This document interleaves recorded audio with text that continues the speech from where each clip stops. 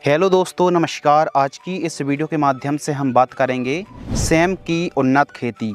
Same एक ऐसी सब्जी है जो कि कम लागत पर बहुत ही अच्छी आमदनी देने वाली वेजिटेबल में से एक है।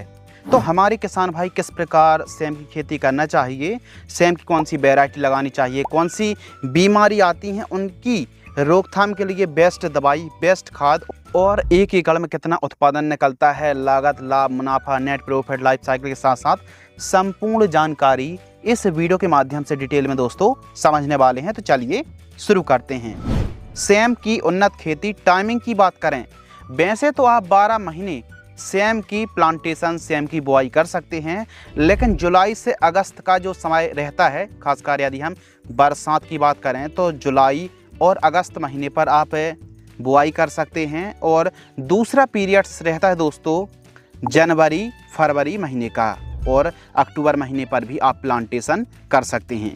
यदि सर्दियों में आप निकालना चाहते हैं तो सितंबर अक्टूबर में लगा सकते हैं। गर्मियों के लिए जनवरी फरवरी मार्च महीने पर आप सेम की बुआई कर सकते हैं, और बरसात के लिए आप जून जुलाई अगस्त महीने पर भी किसान भाई बुआई करते हैं सेम की।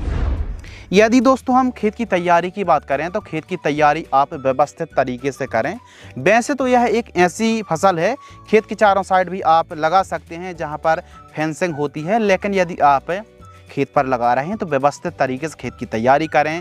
उत्तम जल निकास का प्रबंध होना चाहिए। 1 से 2 बार कल्टीवेटर चलवा करके मिट्टी को ठीक तरीके से भुरभुरी करें, और उसके बाद रोटावेटर से मिट्टी को ठीक तरीके से तैयारी करके जब आप खेत की तैयारी कर रहे हैं, बुआई कर रहे हैं, तो उस समय जो आपको खाद देनी है 2 से 3 ट्रॉली गोबर की खाद, 50 kilogram SSP single super phosphate और 20 किलोग्राम डीएपी खाद का प्रयोग अवश्य करना चाहिए। कुछ इलाकों पर बुआई के बाद एक समस्या आती है, वो है वाइट ग्रब और दीमक की। यदि आपकी मिट्टी पर छोटी छोटी लकड़ियाँ पड़ी रहती हैं या फिर डंठल रहते हैं तो दीमक का जो प्रकोप है वो और भी ज़्यादा बढ़ता है। या फिर कुछ जैसे पीली मिट्टी है तो ज़्यादा दीमक की समस्या रहती है। यदि दीमक की समस्या है तो दानेदार कीटनाशक जैसे रीजेंट है, कार्बोफ्यूरान है, बर्टाको है, इन दानेदार कीटनाशक 3 किलोग्राम प्रति एकड़ की दर से प्रयोग कर सकते हैं जब आप बुआई कर रहे हैं। 1 एकड़ में 4 किलोग्राम के आसपास सीड्स की रिक्वायरमेंट पड़ेगी। यदि दोस्तों हम बात करें डिस्टेंस की, तो कितनी दूरी पर आपको बुआई करनी चाहिए, तो आपको पौधे से पौधे की दूरी 3 फीट और लाइन से लाइन की दूरी 5.5 फीट के आसपास रखनी चाहिए।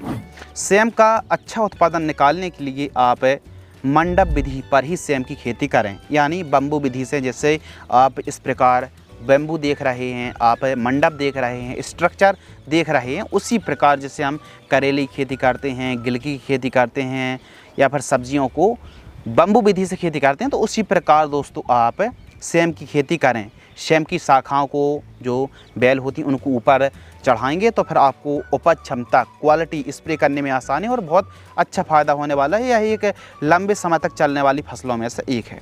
तो पौधे से पौधे की दूरी 3 फीट ही रखें और लाइन से लाइन की दूरी 5.5 फीट से ज़्यादा ना रखें। यह डिस्टेंस बहुत ही बढ़िया माना जाता है। और एक गड्ढे पर जब प्लांटेशन कर रहे हैं तो 1 से 2 बीजों की बुआई आपको करनी चाहिए। मंडप तैयार करने के लिए आपको 1500 से 2000 बांस के टुकड़ों की आवश्यकता पड़ेगी, जो कि मजबूत हों और 8 फीट ऊंचाई वाले रहने चाहिए। 2 फीट, 1.5 से 2 फीट मिट्टी के अंदर आपको गड़ाना पड़ेगा, मजबूती देनी पड़ेगी, पैड वायर की आवश्यकता पड़ेगी, प्लास्टिक की रस्सी, धागा की आवश्यकता पड़ेगी, और मंडप की जो ओवरऑल स्ट्रक्चर की जो ऊंचाई है 6 फीट के आसपास रखनी चाहिए। सिंचाई बहुत ही इम्पोर्टेंट टॉपिक है। हल्की भूमि पर 2 से 3 दिनों के अंतराल पर सिंचाई करें, ड्रिप एरीगेशन से, टपक सिंचाई से। और यदि आप फ्लैट एरीगेशन से खेती कर रहे हैं तो 7 से 10 दिनों के अंतराल पर सिंचाई करनी चाहिए। हल्की भूमि पर थोड़ा जल्दी सिंचाई और भारी भूमि पर थोड़ा सा गैप बनाकर सिंचाई आपको करनी चाहिए। यदि आपकी हल्की भूमि है तो जो खाद देने का तरीका है कि एकदम से आप खाद का प्रयोग ना करें। यदि आप 1 बोरी 1 बैग यूरिया का इस्तेमाल कर रहे हैं तो कम से कम 4-5 टुकड़ों में तोड़कर, यानी अलग अलग भाग बनाकर खाद का प्रयोग करेंगे तो बहुत अच्छा फ़ायदा होगा। क्योंकि हल्की भूमि पर सिंचाई करने के बाद लीचिंग आउट की जो समस्या है, क्योंकि मिट्टी के काफ़ी नीचे खाद सिंचाई चली जाती है। तो इसीलिए हल्की भूमि पर आपको थोड़ा थोड़ा खाद करके यदि प्रयोग करेंगे तो उसके ओवरऑल आपको रिजल्ट अच्छे देखने के लिए मिलेंगे। चाहो आप ओवरऑल कोई भी वेजिटेबल को लगा रखा है तो भारी भूमि पर थोड़ा सा आप हैवी डोज का इस्तेमाल कर सकते हैं, उसमें कोई दिक्कत नहीं आती है। खरपतवार की रोकथाम बीट कंट्रोल, मार्केट में तो काफ़ी खरपतवार नाशक उपलब्ध हैं, लेकिन जहां तक संभव हो सके तो निराई गुड़ाई ही करें। कम से कम 30-30 दिनों के अंतराल पर आपको निराई गुड़ाई करते रहना चाहिए। जितनी साफ़ सफाई आप रखेंगे उतना ही आपको अच्छा फ़ायदा होगा, क्योंकि देखा है कि यदि ज़्यादा ही कीटों का प्रकोप रहता है तो वाइट फ्लाई हो गई, थ्रिप्स माइट्स का प्रकोप ज़्यादा देखने के लिए मिलता है। तो इसलिए ओवरऑल जितनी ज़्यादा आप साफ़ सफाई रखेंगे उत्पादन क्षमता भी अच्छी मिलेगी और आपको फ़ायदा भी काफ़ी अच्छा होगा, क्योंकि वाइट फ्लाई का प्रकोप ज़्यादा रहता है। यदि ज़्यादा खरपतवार का प्रकोप है, खरपतवार का ज़्यादा जमाव है तो फिर पैदावार भी घटती है, पीलापन की शिकायत देखने के लिए मिलती है। तो इसीलिए साफ़ सफाई थोड़ा अच्छी रखिए। यदि खेती कर रहे हैं तो व्यवस्थित तरीके से ही खेती करें, तभी आपको काफ़ी अच्छी आमदनी होगी। स्प्रे शेड्यूल, देखिए सेम एक ऐसी फसल है, यदि हम सर्दियों की बात करें तो सर्दियों पर एफिड्स की बस समस्या आती है, गर्मी पर भी वही मोइला माहू और कुछ रस चूसक कीटों की समस्या आती है। लेकिन यदि हम ओवरऑल बात करें, यदि आप गर्मियों के दिनों पर खेती कर रहे हैं, बरसात के दिनों पर खेती कर रहे हैं तो यह समस्या आ सकती हैं, जैसे पीला मोज़ेक वायरस, यह बड़ी समस्या है और आती भी है। सफ़ेद मक्खी है, एफिड्स जैसिड्स। एफिड्स तो किसानों को पता ही है कि जो मोइला माहू के नाम से जिसे जाना जाता है, वो हमारी सेम की फसल पर कितनी बड़ी समस्या है। फल मक्खी आती है, फली छेदक है, जो झुलसा है, लीफ ब्लाइट आता है, लीफ स्पॉट है, बिल्ट है, डाउनी मिल्ड्यू और पाउडरी मिल्ड्यू रस्ट जैसी समस्या आती है। अब यह समस्या यदि हम सर्दियों में खेती कर रहे हैं तो कुछ ही गिनी चुनी समस्याएं आती हैं, लेकिन यदि आप ऑफ सीजन खेती कर रहे हैं या फिर आप की फसल पर यह समस्या आ सकती है या फिर आ गई, तो उसके लिए हम ओवरऑल जो आपको स्प्रे शेड्यूल बताएंगे वो सभी की सभी फसलों पर बहुत अच्छा काम करेगा। और न केवल यह कीटों को, फंगस को कंट्रोल करेगा, बल्कि दोस्तों बढ़वार में, चाल में, फ्लावरिंग की संख्या बढ़ाने में, पैदावार बढ़ाने में, फली का कलर गहरा ग्रीन निकालने में काफ़ी मदद करता है। तो जो फर्स्ट स्प्रे है 25 से 30 दिन के आसपास की हमारी फसल होती है, तो थायोफेनेट मिथाइल जो 70% WP फंगिसाइड आती है, इसको आपको लेना है 40 ग्राम। रोको के नाम से भी आपको यह साल्ट मिल जाता है, बायोस्टेट कंपनी की रोको फंगिसाइड 40 ग्राम। और इसके साथ आपको सिजेंटा कंपनी की इक्तारा या फिर किसी भी कंपनी की थाइमोथोक्सोम कीटनाशक को लेना है दोस्तों 10 ग्राम। 15 लीटर पानी में घोल करके स्प्रे आपको करना चाहिए। ये है फर्स्ट स्प्रे। सेकंड स्प्रे जब हमारी सेम की फसल 40 से 60 दिन के आसपास की होती है तो इस समय आपको एक मकड़ी नाशक लेना है, एवासिन। एवासिन का डोज है 15 लीटर पानी में 15 ml। बायर कंपनी की सोलेमोन इंसेक्टिसाइड, इसमें इमिडाक्लोप्रिड और बीटा-साइक्लोथ्रिन का कॉम्बिनेशन है। इसका डोज है 15 ml। और इसके साथ आपको मिक्स करना है डुपॉन्ट कंपनी की करजट, जो 8M आती है ना करजट, डुपॉन्ट की करजट को दोस्तों आपको लेना है 60 ग्राम। 15 लीटर पानी में घोल करके स्प्रे कर दीजिए। वहीं थर्ड स्प्रे, तीसरा जो स्प्रे है जब 80 से 90-95 दिन के आसपास की हमारी सेम की फसल होती है तो हमको एक टॉनिक लेना है टाटा की बहार। टाटा की बहार आपको 25 से 30 ml लेना है। और इसके साथ एक कीटनाशक सिजेंटा कंपनी की प्रोक्लेम या फिर एमामेक्टिन वेंजॉइट आपको लेना है 10 ग्राम। और इसके साथ आपको एक फंगिसाइड लेना है, जैसे डुपॉन्ट कंपनी की कोसाइड के नाम से आती ना, कोसाइड का डोज है 25 ग्राम। इनको 15 लीटर पानी में घोल करके स्प्रे करना चाहिए। तो इस प्रकार स्प्रे शेड्यूल चलाना चाहिए। यह तमाम प्रकार की रोग बीमारियों को कंट्रोल करके बढ़वार में, चाल में काफ़ी मदद करेगी। बेस्ट वैरायटियों की दोस्तों हम बात करें जो कि आप अपनी उपज को काफ़ी ज़्यादा इंक्रीज कर सकते हैं और काफ़ी अच्छी उपज क्षमता देने वाली वैरायटी हैं। जब भी आप अपनी उपज को मार्केट में ले जाएंगे तो यह वह वैरायटी है जो कि उड़ के बिकने वाली, मतलब उपज देने के लिए काफ़ी तत्पर हैं और काफ़ी अच्छी क्वालिटी है, ग्रीन गहरी डार्कनेस है। तो इन वैरायटियों को आप लगा सकते हैं। अंकुर की, अंकुर डॉली के नाम से वैरायटी आती है, इस वैरायटी को आप लगा सकते हैं। नंबर 2, साकार सीड्स की मेघा के नाम से वैरायटी आती है, मेघा को भी दोस्तों आप लगा सकते हैं। इसके अलावा अंकुर की एक और वैरायटी आती है ARDL 183 जो वैरायटी आती ना, इन किस्मों को आप लगा सकते हैं। काफ़ी इलाकों पर यह जो ARDL 183 वैरायटी आती है यह काफ़ी ज़्यादा पॉपुलर है और इसका उत्पादन भी काफ़ी अच्छा है। तो इस वीडियो के माध्यम से हमने जो 3 वैरायटियों के नाम बताए हैं, काफ़ी अच्छी वैरायटी हैं और एरिया के हिसाब से वैरायटियाँ बदलती भी रहती हैं। आपने कौन सी वैरायटी को लगाया है या फिर लगाने वाले हैं, वह भी हमें कमेंट्स में ज़रूर बताएं। या फिर आपकी एरिया में सबसे ज़्यादा कौन सी वैरायटी लगाई जाती है और पैदावार अच्छी है, आप ज़रूर अपनी जो बातें हैं वो किसानों तक रखें। तो किसानों से ज़रूर कनेक्ट हों, किसानों की मदद करें, किसानों को भी फ़ायदा होगा आपके ज़रिए। तो चलिए दोस्तों बात करते हैं खाद का शेड्यूल, फर्टिगेशन शेड्यूल। यदि आप साधारण तरीके से खेती करते हैं तो जो पहली खाद है, फर्स्ट खाद है, 25 से 30 दिन के आसपास की फसल होती है।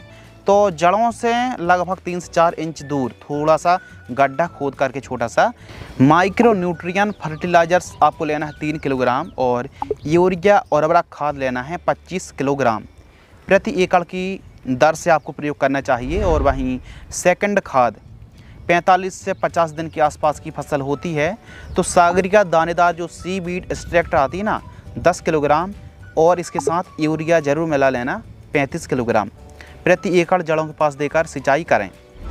इसके अलावा जो थर्ड खाद है दोस्तों, तीसरी खाद 70 से 80 दिन की फसल होती है तो फेरस सल्फेट 10 किलोग्राम लेना है और अमोनियम सल्फेट 10 किलोग्राम और इसके साथ यूरिया 15 किलोग्राम। इन तीनों को प्रति एकड़ की दर से प्रयोग करें। यदि आपने फेरस सल्फेट, अमोनियम सल्फेट को एक साथ प्रयोग कर लिया तो कैसी भी पीलापन की जो शिकायत है उसको यह कंट्रोल करने वाला, ख़त्म करने वाला है और ओवरऑल रिजल्ट आपको बहुत ही शानदार देखने के लिए मिलेंगे। एवं फोर्थ खाद की बात करें तो लगभग 95 दिन से लेकर के 105 दिन के आसपास की हमारी फसल होती है। तो इस समय दोस्तों आपको DAP और उर्वरक खाद लेना है 40 किलोग्राम, MOP 15 किलोग्राम और इसके साथ यूरिया और उर्वरक खाद 15 किलोग्राम, ह्यूमिक एसिड दानेदार फॉर्म वाला 5 किलोग्राम। ध्यान रखिए ग्रेन्यूल्स फॉर्म वाला सस्ता आता है तो इन सभी को मिक्स करके आपको 1 एकड़ में प्रयोग करना चाहिए। इन खादों के गैप को कम ज़्यादा भी आप कर सकते हैं। यदि हरियाली काफ़ी अच्छी है, अच्छी उपज क्षमता, हमारी फसल भी काफ़ी अच्छी चल रही है तो खादों की मात्रा कम भी कर सकते हैं, गैप को बढ़ा भी सकते हैं। तो इस प्रकार प्रति एकड़ की दर से आपको खाद प्रयोग करना चाहिए। जड़ों से 3 इंच दूर ही प्रयोग करें ताकि पौधे पर कोई भी नुकसान ना हो। एवं यदि हम फर्स्ट पिकिंग की बात करें, प्रथम तुड़ाई की बात करें तो 70 दिन के आसपास की जैसी हमारी फसल होती है तो तुड़ाई के लिए, हार्वेस्टिंग के लिए हमारी सेम की फसल तैयार हो जाती है। लाइफ साइकिल की बात करें तो 6-7 महीने बड़े आराम से सेम की फसल चल जाती है। बशर्ते हम कितनी केयर कर रहे हैं, क्या मोज़ेक वायरस का प्रकोप तो नहीं है। मोज़ेक वायरस जो है पीली पत्ती पड़ने लगते, कुछ इस प्रकार मोज़ेक वायरस, लीफ कर्लिंग की समस्या आने लगती है। मोज़ेक वायरस को सबसे ज़्यादा वाइट फ्लाई फैलाती है और जो सकिंग पेस्ट हैं, रस चूसक कीट हैं, तो वाइट फ्लाई के हमेशा आपको स्प्रे लेते रहना चाहिए क्योंकि यदि वाइट फ्लाई का प्रकोप बढ़ता है तो फिर आपकी फसल पर तीव्र गति से जो मोज़ेक वायरस है वो फैल जाता है। तो आप एक काम कर सकते हैं कि सफ़ेद मक्खी की स्प्रे तो आपको लेना ही है और वायरस की समस्या है तो कॉपर बेस जो भी प्रोडक्ट हैं, चाहे हम कॉपर ऑक्सीक्लोराइड की बात कर लें या फिर कॉपर सल्फेट है, या फिर आप देख सकते हैं दोस्तों स्क्रीन पर तो अलग अलग फॉर्म में कॉपर आती है, कॉपर का भी प्रयोग कर सकते हैं। जैसे डुपॉन्ट की कोसाइट पर भी कॉपर की मात्रा मिल जाती है तो इनको बदल बदल कर भी आप प्रयोग कर सकते हैं। बाकी सफ़ेद मक्खी, थ्रिप्स माइट्स के स्प्रे शेड्यूल चलाते रहें। यदि कीटों का प्रकोप है वाइट फ्लाई का तभी स्प्रे चलाएं ताकि आपके जो भी आप दवाई स्प्रे कर रहे हैं वो एकदम खर्च ज़्यादा ना हो करके आप ऑब्ज़र्व करें, अपनी फसल को देखें, तभी आप किसी भी स्प्रे शेड्यूल को चलाएं।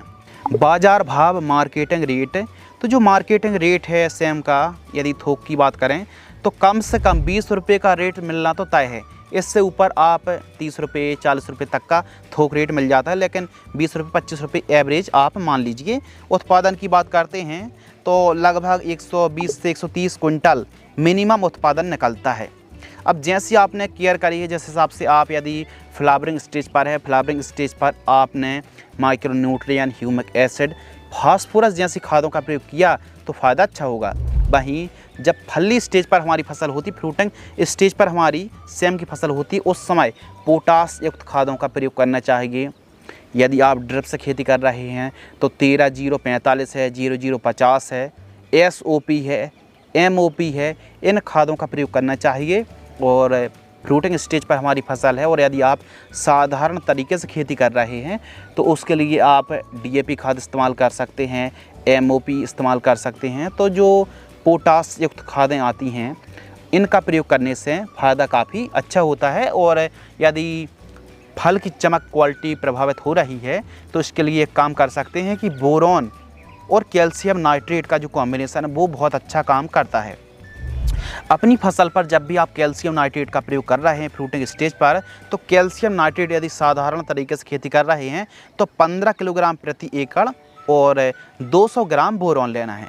लेकिन आप टपक सिंचाई से खेती कर रहे हैं तो फिर आपको 1 एकड़ में 1 महीने में 2 बार आपको 4-4 किलोग्राम कैल्शियम नाइट्रेट खाद का प्रयोग करना पड़ेगा और 200 ग्राम बोरॉन भी मिला लेना जो 20% वाली आती है। फिर आप चमक देखना और उपज क्वालिटी और फलियों की जो शाइनिंग है ना वो काफ़ी शानदार देखने के लिए मिलेगी। तो उत्पादन जो दोस्तों है वो हमारे ऊपर है, जैसे हम केयर करेंगे उस हिसाब से हम अपनी फसल को चलाएंगे उस हिसाब से फ़ायदा होने वाला है। तो इस प्रकार आप सेम की खेती कर सकते हैं। मुनाफा की बात करते हैं तो सेम एक ऐसी फसल है सभी लागत काट कर भी आप 2.5 लाख रुपये से लेकर के 3 लाख रुपये तक 1 एकड़ से कमाई कर सकते हैं। हमसे इसी प्रकार जुड़े रहिए ताकि हम आपके लिए नई नई वीडियो, नई नई जानकारी आप तक पहुंचाते रहेंगे। बहुत बहुत धन्यवाद।